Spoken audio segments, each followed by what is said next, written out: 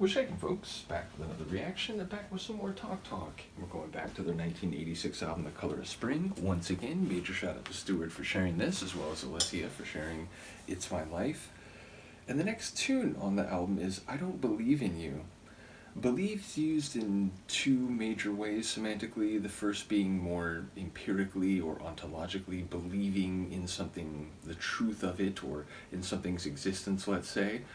Whereas believe in the second sense, and perhaps the one I would be more inclined to think is relevant here, is supporting someone. I believe in someone, I stand by them, I vouch for them, I consider them a good person, and therefore I support them. So, again, a sentence like this, if I were to see it, I'm more inclined to think it'll be believe as in support or stand by, but ultimately it could be about believing in a more material way. Either way, it's addressed to someone specifically, so it'll be a dialogue even if we're only hearing one side of it. So, curious to hear what this will be. Let's find out. This is Talk Talk. The track is I Don't Believe in You, and it's from the 1986 album The Color of Spring.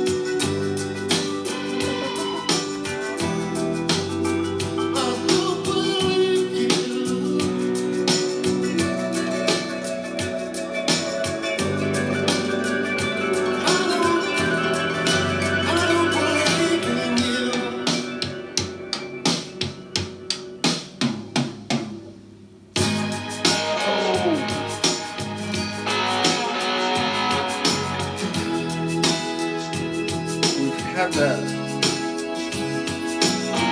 soulful acoustic guitar, but then here comes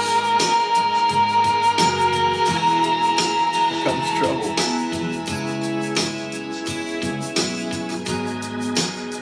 That organ is killer.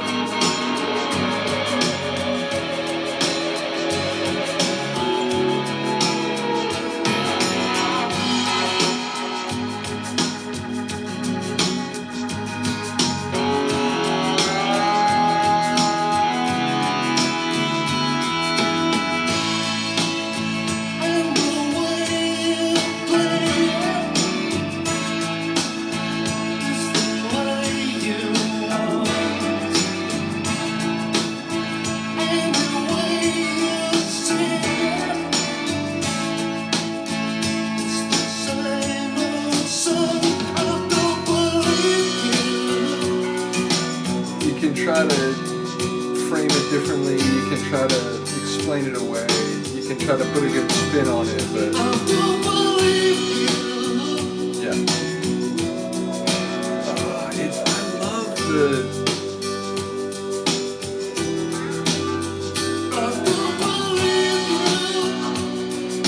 it's sad-ish, but it's not feeling sorry for itself, if that makes sense.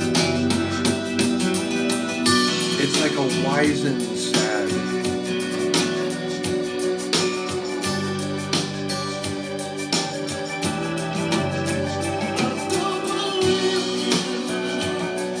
And I believe that.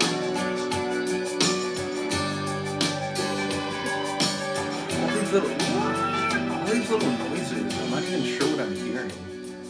I do think there was an organ in there. I think there was like, synth, like keyboard in there, but yeah, some interesting layers. And as I said, it felt like this a bit sad, urban, adult life sort of tune where it's like, in the real world, things don't always work out. Sometimes people tell you a story that sounds great, but in reality, they act differently than what they're saying. And eventually, if that keeps happening over a long enough timeline, even as much as you might want to believe, even if you're a bit inclined to be gullible, at some point you're just not going to believe it anymore. It's, never before is what you swore, or never again is what you swore the time before. It's that kind of thing. It's like, I don't believe you anymore. Like, you say that, and, maybe in your own delusional mind you believe it, but if you could see, what I see, you wouldn't believe it either. So yeah, it sounds like someone who has come to terms with the harsh reality of things, and there's a sadness to the emotion and the sonics, but there's also this like righteous indignation a little bit. There's, like they're reclaiming their own life because they've acquired this wisdom through pain. So yeah, I feel like that all came across in the sonics. Really cool tune, and one that, again, going into this, having a sense, okay, like, they have been described, or, I've heard people talk about, synth pop as a label and so on, and I get it, labels are imperfect, or even when they do apply, there's still a lot of detail that's left to be filled in. But, going into Talk and after the first couple tunes and, hearing It's My Life, where it's like, oh wait, I know this track. This is not a kind of tune I would have maybe predicted to hear from them, so I enjoyed this a lot. It was a little surprising. I was thinking during part of it, and as I always say when I make these comparisons, when I make a comparison like this, it's a positive thing to me, because my brain, when it likes something, it tends to try to find similar examples or cross-references, but then I always worry, because sometimes, like, maybe people who like the artist that we just listened to won't like the artist I'm going to compare it to, and it's like, oh wait, no, it's not like that, don't say that.